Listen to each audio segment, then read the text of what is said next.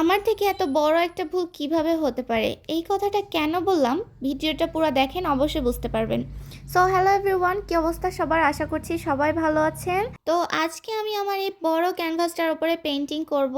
আর এটার size maybe 10/16 ইঞ্চি এরকমই কিছু একটা ছিল, আমার সঠিক মনে নাই।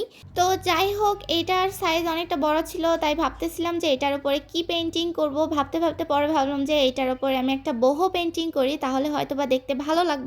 তো যেই ভাবা সেই কাজ, আমি পিন্টারেস্টে যাই এবং কিছু boho পেইন্টিং দেখতে থাকি। যেহেতু আমি এর আগে boho পেইন্টিং সেভাবে করিনি, তাই আমার সেই সম্পর্কে তেমন ধারণা ছিল না।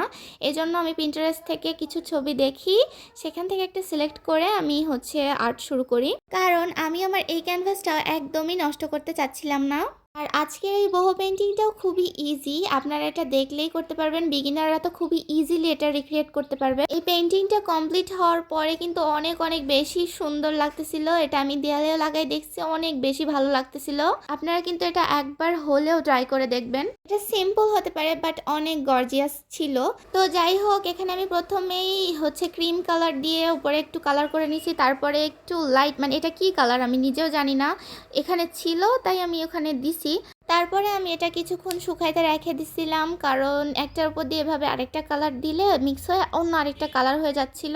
আর এই কারণেই আমার এই পেইন্টিংটা শেষ করতে 2-3 দিনের মতো সময় লাগছে, কারণ একবার শুকাইতে হচ্ছিল, তারপরে ওর ওপর দিয়ে আরেকটা কালার দিতে হচ্ছিল। তো যাই হোক, আপনারা যদি এই boho পেইন্টিংটা ওয়াটার কালার দিয়ে কখনো করেন, তাহলে কিছু জিনিস খেয়াল রাখবেন। যে এখানে আমি এটা অ্যাক্রিলিক কালার দিয়ে করতেছি, এই জন্যেই আমি এটা শুকাই তার ওপর দিয়ে আরেকটা কালার দিচ্ছি, এটা শুকানোর পর মিক্স হচ্ছে না। কিন্তু ওয়াটার কালার দিয়ে করলে কিন্তু এটা শুকানোর পরেও যদি একটার উপর আরেকটা কালার দেন, তাহলে কিন্তু এটা মিক্স হয়ে যাবে।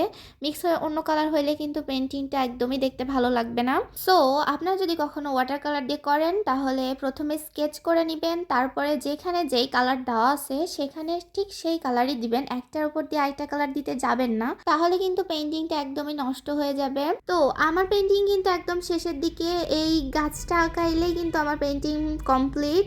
আর প্রথম দিকে যেটা বলতেছিলাম যে আমার একটা ভুল হয়েছে, সেটা এই পেন্টিংটা শেষ করার পরে আমি একটা ছবি নিতে পারিনি, আবার একটা ভিডিও নিনি। আবার ভার্নিশ করার পরেও একটা ছবি নিতে পারিনি। ভার্নিশ করার সময় ভিডিও নিছি, কিন্তু পরে আর ছবি উঠানো হয়নি। ছবি উঠানোর কথা একদমই মনে ছিল না, ভুলে গেছিলাম। আর এখন যে ছবি নিব সেটাও হবে না, কারণ এই পেন্টিংটা আমি একজনকে গিফট করে দিছি। তো গিফট দেওয়ার সময় কিছু ছবি উঠানো হয়েছিল, সেই ছবিটাই দেখেন আর বলেন যে এটা কেমন হয়েছে। তবে এই ছবিটাতে অতটা বোঝা যাচ্ছে না, তবে বাস্তবে এটা অনেক সুন্দর লাগতেছিল। তো আজকের ভিডিও এই পর্যন্তই, বাই বাই।